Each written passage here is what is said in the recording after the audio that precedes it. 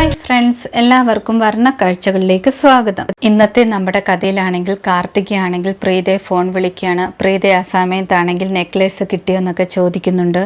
കാർത്തികയാണെങ്കിൽ ഷേർലിൻ്റെ സ്വഭാവം ഒട്ടും ഇഷ്ടപ്പെടുന്നില്ല എന്നൊക്കെ പറയണം. അവൾ ശരിക്കും ഫ്രോഡാണെന്നൊക്കെ പറയുന്നു. പ്രീതിയാണെങ്കിൽ നെക്ലേസിൻ്റെ ഡിസൈനെ പറ്റി കാർത്തികയോട് ചോദിക്കുന്നു. കാർത്തികയാണെങ്കിൽ അതൊക്കെ വിശദമായിട്ട് പറയുകയാണ്. കാർത്തിക അപ്പോൾ ചോദിക്കുന്നുണ്ട്, നീ എന്തിനാണ് അതിനെക്കുറിച്ച് ഇപ്പം ചോദിച്ചതെന്ന്. അത് പറയാൻ തുടങ്ങുന്നതിന് മുമ്പ് തന്നെ ഡോക്ടറാണെങ്കിൽ പ്രീതയെ അകത്തേക്ക് വിളിക്കുന്നു. പിന്നീട് കാണിക്കുന്നത് നമ്പ്യാർ കുടുംബമാണ്. നമ്പ്യാർ കുടുംബത്തിലാണെങ്കിൽ രോഹിത്തും കിരണും പുറത്തു പോയിട്ട് തിരിച്ചു വരുന്നു.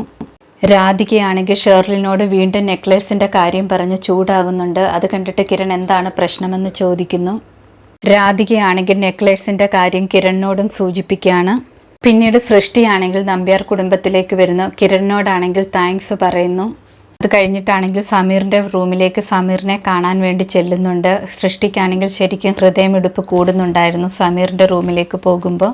സമീറാണെങ്കിൽ സൃഷ്ടിയെ കാണുന്നതും അകത്തേക്ക് വിളിക്കുന്നു. പ്രീതയുടെ എൻഗേജ്മെൻറ്റിൽ ഒരു ഫോട്ടോ നിൻ്റെ നല്ല രസമുണ്ട്, കാണാൻ കുറച്ച് ഫണ്ണി ആയിട്ടുണ്ടെന്നൊക്കെ പറഞ്ഞിട്ട് വിളിച്ചിട്ട് പോവുകയാണ്. സൃഷ്ടിയാണെങ്കിൽ റൂമിനകത്ത് വെച്ച് താഴോട്ട് വീഴാൻ പോകുന്നു. സമീറാണെങ്കിൽ ചേർത്ത് പിടിക്കുന്നു. സമീർ ആണെങ്കിൽ സൃഷ്ടിയോട് സോറി പറയണം, ഞാൻ കാരണമാണ് ഇപ്പം നീ വീഴാൻ പോയതെന്ന് പറഞ്ഞിട്ട്. സൃഷ്ടി അപ്പോൾ പറയുന്നു, നിന്റെ തെറ്റല്ല എൻ്റെ തെറ്റാണെന്ന് പറഞ്ഞിട്ട് സൃഷ്ടിയും സോറി പറയാണ്. രണ്ടുപേരും പരസ്പരം മത്സരിച്ച് സോറി പറഞ്ഞ് അവസാനം വഴക്കാകുന്നു. ഇവരെ രണ്ടുപേരെയും വഴക്ക് കണ്ടിട്ട് രാധിക അവിടേക്ക് വരുന്നു. രാധികയാണെങ്കിൽ രണ്ടുപേരോടുമായിട്ട് പറയണം, നിങ്ങളുടെ വഴക്ക് കാണാൻ നല്ല രസമുണ്ടെന്നൊക്കെ.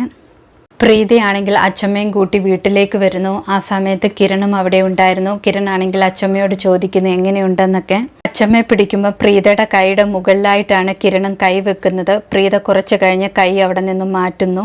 പ്രീതയോടാണെങ്കിൽ അച്ചമ്മ വാഷ്റൂമിലേക്ക് എന്നെ കൂട്ടിയിട്ട് കൊണ്ടുപോകാൻ പറയുന്നു. പ്രീതയാണെങ്കിൽ അച്ചമ്മയെ കൂട്ടിയിട്ട് പോകുന്നു. ആ സമയത്ത് പ്രീതയുടെ ബാഗാണെങ്കിൽ അവിടോട്ട് വെക്കുന്നുണ്ട്. പക്ഷേ ആ ബാഗാണെങ്കിൽ താഴെ മറിഞ്ഞു വീഴുന്നു.